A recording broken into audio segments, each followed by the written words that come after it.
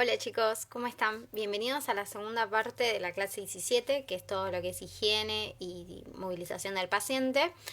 En esta clase puntualmente vamos a ver todas las distintas posiciones en las que podemos encontrar un paciente.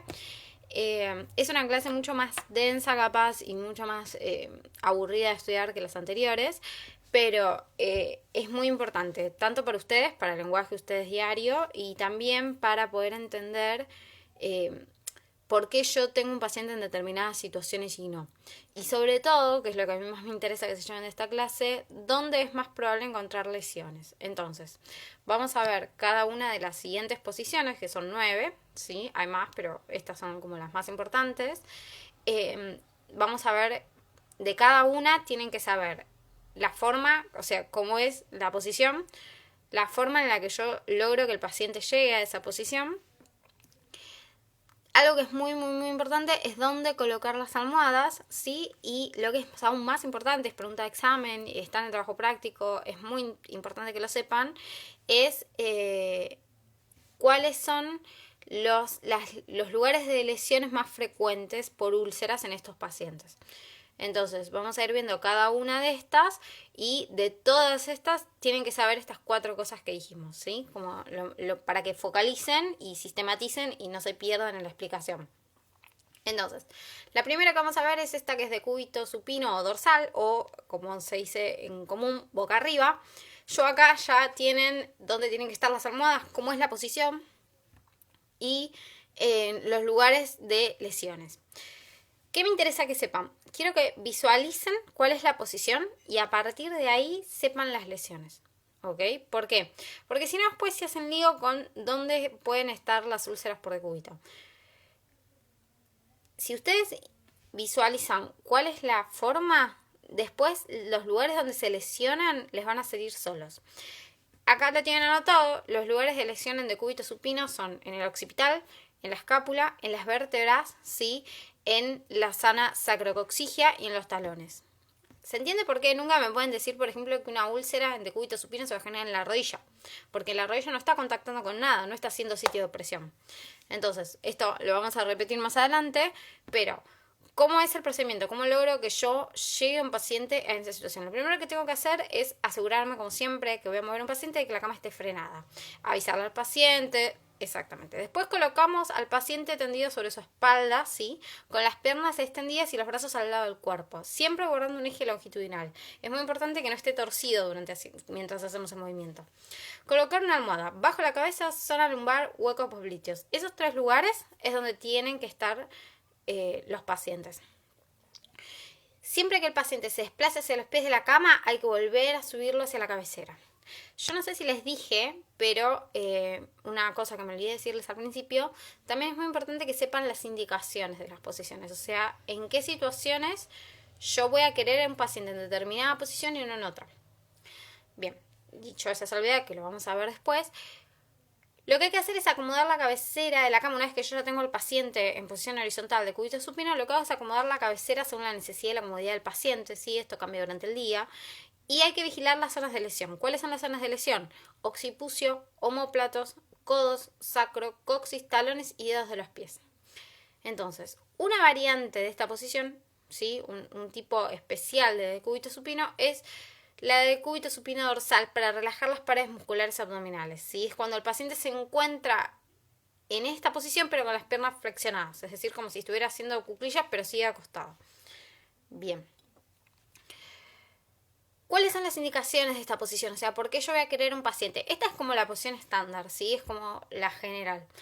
Básicamente, yo voy a necesitar esta posición en cualquier examen de tórax, abdomen, miembros superiores, sí, para el paciente de mamas. Es como la básica para revisar un paciente. En un postoperatorio, si está en un postoperatorio, es muy importante que este paciente no tenga tos y que esté lo más quieto posible, sí, para evitar abrir heridas quirúrgicas. Que esté en cama, o sea, que sea un paciente que tenga una estancia en la cama constante. Y cuando yo quiero hacer un cambio de posición, llamada atención acá. ¿A qué decimos un cambio de posición? Un cambio de posición es cuando yo tengo un paciente que lo quiero mover de una posición a otra, en el medio lo pongo en decúbito supino. ¿Se entiende? Es como una transición. Pero básicamente esta es la posición general. Entonces, si ustedes les preguntan, por ejemplo, no sé, quiero hacer un examen de tórax de un paciente. ¿Qué posiciones puedo usar? Una es de cúbito supino, ¿sí?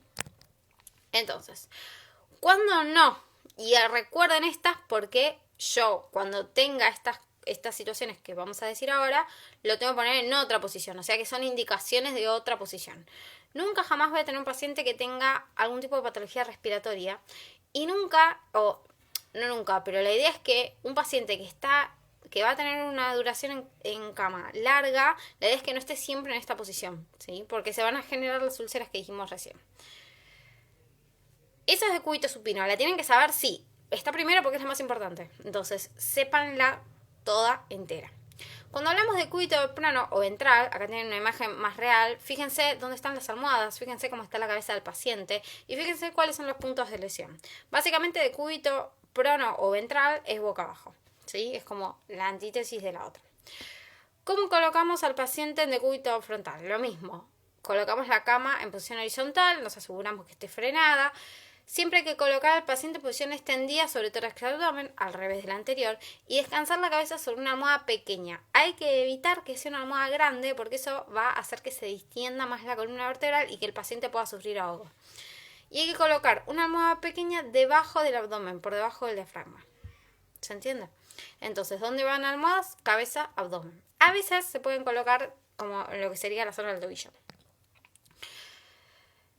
Bueno, ven lo que dijimos. Debajo de la flexura de los pies, que sería como la zona del tobillo, podemos colocar una almohada.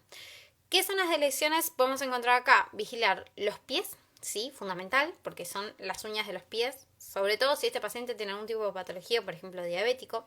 Rodillas, acá sí. Genitales en el varón, sí, y mamas en la mujer, porque están en contacto. Mejillas y oídos, ¿por qué? Porque está de costado. Entonces, ustedes visualizan la imagen y a partir de ahí les salen todo. ¿Ven cómo es fácil confundirse en las zonas de lesión? La idea es que no se lo tengan que acordar de memoria, que lo piensen cuál es la posición y a partir de ahí deducen cuáles son las zonas de lesión. Yo hago tanto hincapié en esto porque esto es una pregunta de trabajo práctico, de examen, sépanlo. Entonces, ¿cuándo queremos a un paciente en esta posición? ¿Cuándo queremos un paciente boca abajo? Exploraciones de espalda, ¿sí? Pacientes intervenidos de columna, raro, y cambios posturales, lo mismo que la anterior. Estas dos pueden ser de transición. Obviamente un paciente que está en esta situación de forma constante es contraproducente. La idea es que esto se vaya modificando, que no sea siempre la misma situación. Imagínense ustedes estar 3 meses en la misma situación. No. Entonces, cuando no, pacientes intervenidos de abdomen, obviamente porque la herida quirúrgica va a estar adelante, tórax o de cualquier región del frente del cuerpo, ¿sí? Entonces, nunca jamás pacientes intervenidos quirúrgicamente adelante van a tener esta posición. Además, esta posición es un poco incómoda para los pacientes, así que puede ser que mucho no les guste y haya que cambiarla. Bien, esta es la otra, de cúbito lateral. Es básicamente de costado. Acá también lo mismo, tienen dónde están las almohadas, ¿sí? Fíjense, no se nota, pero entre las dos rodillas hay una almohada. Y las zonas de lesión, ¿sí? ¿Qué me interesa que sepan? De acá es muy importante que piensen en rodilla, porque nadie duerme con las dos rodillas juntas, ¿sí? Y aunque lo hicieran, igual puede ser una lesión. Cuando hablamos de trochanter, que está ahí, isquio, trochanter, son los huesos de la cadera, estos que se sienten acá. Entonces, ustedes se acuestan, practican estas posiciones en su casa y piensan, bueno, ¿qué partes de mi cuerpo están siendo en contacto con la cama? Esas son las partes del cuerpo que van a estar lesionadas. Entonces, ¿cómo colocamos al paciente en esta posición? Colocamos la cama en posición horizontal, nos cercioramos de que esté frenada y colocamos al paciente en posición extendida sobre el lado derecho o izquierdo, dependiendo de lo que necesiten. ¿Dónde colocamos almohadas? Una bajo la cabeza y el cuello, sí, es muy importante que esté todo cubierto. Colocar ambos brazos ligeros en flexión. La idea es que los brazos no queden que no queden extendidos como en las otras dos anteriores. En esta la idea es flexionar, ¿sí? La otra almohada se coloca bajo la pierna superior semiflexionada desde la ingle hasta el pie. Es decir, entre las dos piernas coloco una almohada. Colocar una almohada en la espalda porque la idea es que ese paciente no rote, que no se me vaya. Sobre todo si es un adulto mayor. Elevamos la cabecera de la cama. En esta posición es muy importante elevar la cabecera, ¿sí? Porque si no el paciente va a quedar mal. ¿Qué zonas tenemos que vigilar? Acá, orejas, obvio. Hombros, codos, cresta ilíaca. Cuando hablamos de cresta ilíaca es lo que les dije antes. Trocanteres, que son los huesos de los fémur. Rodilla y tobillo. ¿Sí?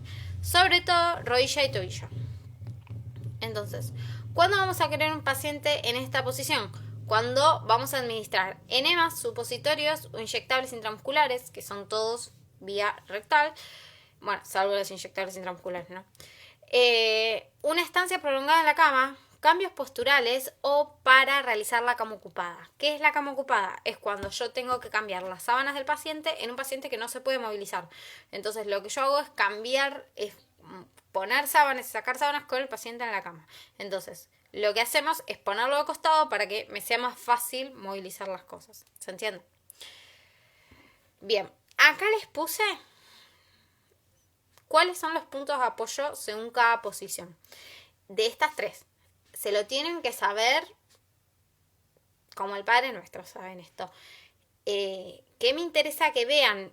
La idea es que ustedes no se aprendan esto de memoria, porque se lo confunden, sino que visualicen la posición y a partir de ahí deduzcan cuáles son los posibles centros de lesión.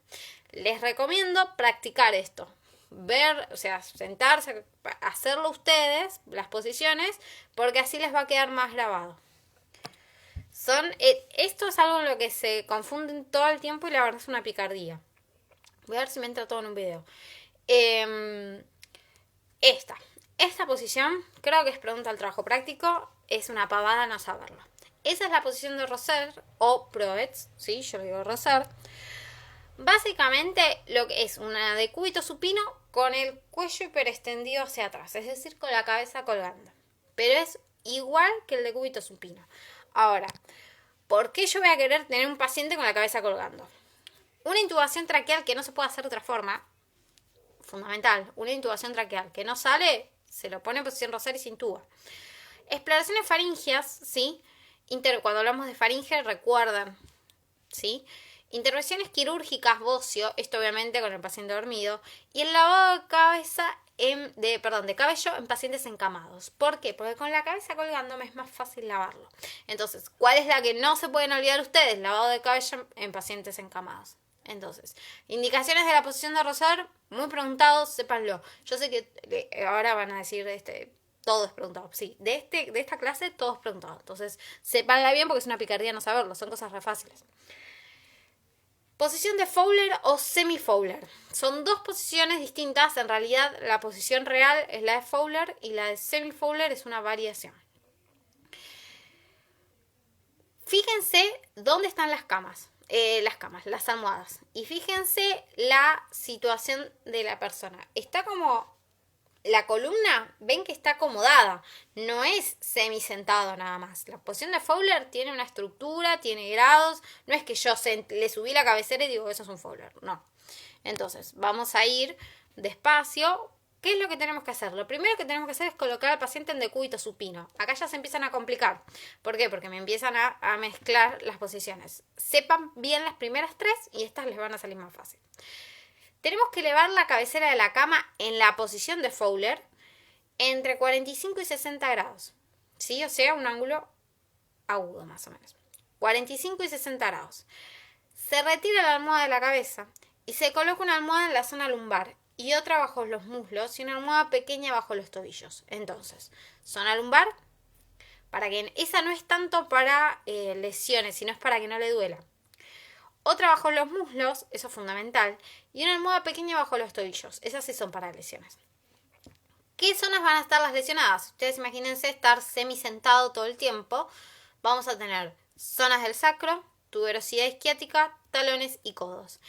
Estas lesiones, así dato de color, no lo tienen que saber, son muy comunes también en pacientes obesos que no tienen actividad física. O sea, el que está sentado viendo la televisión 16 horas por día, que tiene obesidad y que encima come mal, por lo cual tiene probablemente diabetes y una piel muy alterada.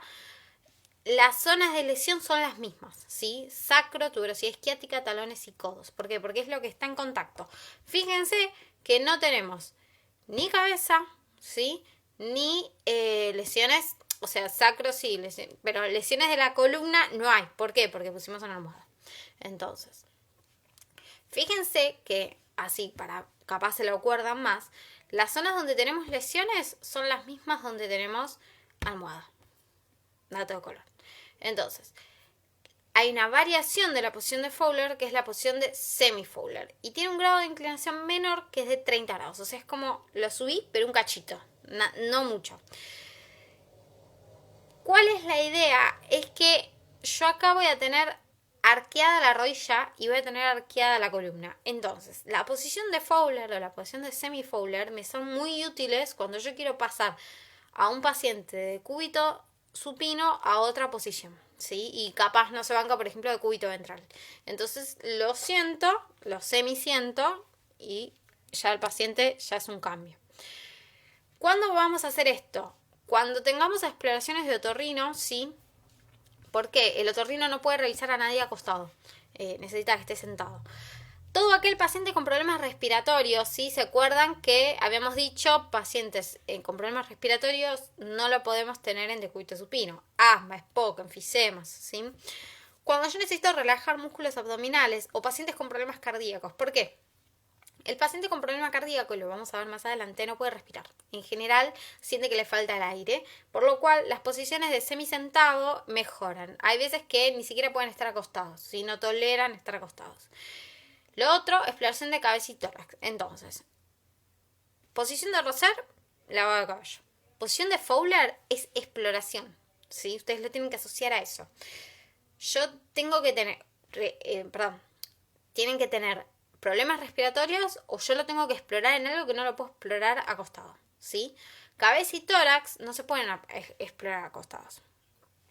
Entonces, posición de Trendelenburg. Esta es muy raro que la vean a menos que estén en un quirófano. Es raro esto en una sala, pero tiene nombre raro, así que se la tienen que acordar. ¿Cómo ponemos a un paciente en posición de Trendelenburg? Colocar al paciente en decúbito supino, inclinando el plano de la cama de tal forma que la cabeza del paciente, que es esta, quede en un plano inferior al de los miembros inferiores, que son estos. O sea, lo bajé, como estaba en la foto anterior. ¿Qué tengo que vigilar? O sea, ¿qué zonas tengo que se pueden lesionar acá? Omóplato, sacro, coxis, talones, dedos de los pies, codos y ojo, acá sí, protección de la cabeza, porque además la cabeza está bancando el peso. Entonces, mayor riesgo. ¿Qué es lo que puede pasar? Es muy raro que un paciente esté mucho tiempo en esta posición. ¿Por qué? Porque puede vomitar, ¿sí? Y si no tiene un estado de conciencia óptimo, se traga el vómito y se lo broncoaspira. En ese caso, neumonía termina mal. Entonces, es muy peligroso esta posición en riesgos de broncoaspiración. ¿Cuándo vamos a tener esta posición? ¿Sí? Cuando tengamos hemorragias, lipotimias o síncopes, cualquiera que le haya bajado la presión le levantaron los pies, eso es un Trendelenburg casero, conmoción o shock, ¿sí? La idea es que esta posición va a hacer que la sangre vaya al cerebro, por lo cual va a proteger órganos vitales y no se me va a acumular, por ejemplo, en el dedo chiquito del pie, que no me sirve para nada. Yo quiero que vaya a riñón, que vaya a hígado, que vaya a cerebro. Esa es una. La otra es cuando yo tenga que drenar secreciones bronquiales, ¿sí? Un paciente que está encamado o que no tiene un estado óptimo para respirar, de conciencia, puede ser que tenga secreciones bronquiales que se las traga y se las broncoaspira. Ergo, termina en una neumonía. Por lo cual esas secreciones, lo vamos a ver en la clase de aspiraciones, todas esas hay que sacarlas, ¿sí? De diferentes formas, eso lo vamos a ver más adelante.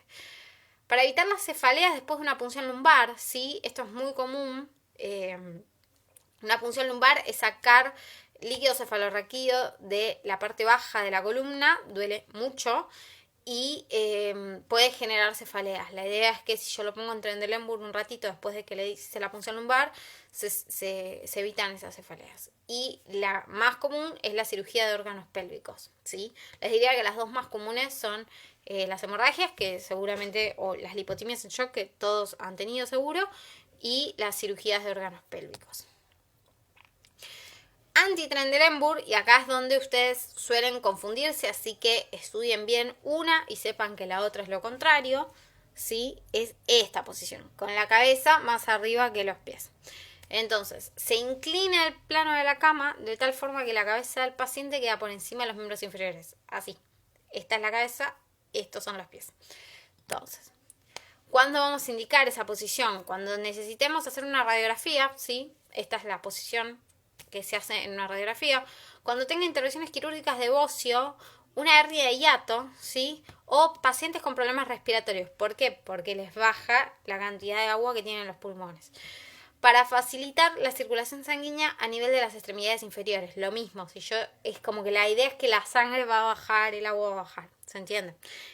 Entonces, si yo tengo un Trendelenburg, sepan bien las indicaciones de cada uno. Piensen, bueno, si yo subo para acá, la sangre va para allá, entonces, ¿qué patologías me pueden generar que yo necesite llevar la sangre ahí? Piénsenlo desde ese lado. La posición de sentada es una posición, esta pueden no saberla porque la verdad que es muy paga. Es colocar al paciente en posición sentado sobre la cama con las extremidades inferiores extendidas y con las superiores dirigidas hacia adelante. O sea, sentado. Colocar una almohada para sostener la cabeza y otra en la zona lumbar. Almohada en cabeza, zona lumbar. Lo mismo se parece a una Fowler, pero no. ¿Por qué? Porque en la Fowler yo tengo el detalle de los grados, ¿sí? Es muy importante eso. Es más específica la Fowler. Esta es la posición de ortopnea, ¿sí? Esto es lo que yo les decía antes que íbamos a hablar de pacientes cardiorrespiratorios. ¿Qué es la ortopnea? Es la disnea o la dificultad respiratoria al estar acostado. La posición de ortopnea requiere que el paciente esté sentado en la cama con una bandeja de cama sobre el regazo, es decir, una estructura rígida sobre la que apoyarse, y con una almohada apoyada sobre esa estructura, inclinada hacia adelante. ¿Cuál es la idea? La idea es que pacientes que tengan disnea, es decir, que sientan que no pueden respirar o que tengan, de hecho, distrés respiratorio, por ejemplo, la mayoría de los pacientes cardíacos, o pacientes con asma, con EPOC, o sea, todos los que tengan algún tipo de patología respiratoria, sienten que les falta el aire y no toleran estar acostados. Entonces, ¿qué es lo que hacen? Se apoya sobre una estructura rígida que en realidad es una bandeja de cama, nunca sobre algo a nivel, tiene que ser como a la altura de la cabeza y como inclinados hacia adelante, como vimos recién, como hechos un bollito, ¿sí? Esto le facilita la respiración al paciente. ¿Cuál es la posición? La variante de la posición de ortopnea es que yo lo tenga, si supónganse que el paciente no puede estar sentado ni siquiera, la idea es que esté sentado en una silla, ¿sí? O sea, al revés, como está en la imagen, y que esté inclinado el tronco hacia el respaldo, o sea, que esté como hacia adelante el paciente, y con la cabeza, es muy importante eso que se ve ahí, con la cabeza hacia arriba. Eso va a facilitar la entrada de aire. La idea es que yo no tengo que obstruir la entrada de aire. Obviamente a este paciente hay que acompañarlo porque si siente que no, o sea, nunca lo voy a dejar solo a estos dos tipos de pacientes. Porque un paciente que siente que no puede respirar es un paciente que siente que se está muriendo. Si siente que se está muriendo, se pone nervioso. Como se pone nervioso, no puede respirar. Eso es una cadena, es un círculo vicioso. Entonces, la idea es que haya alguien atrás marcándole las respiraciones, que respire profundo, y mientras le va charlando. Pues si le va charlando es que está respirando bien. ¿Sí?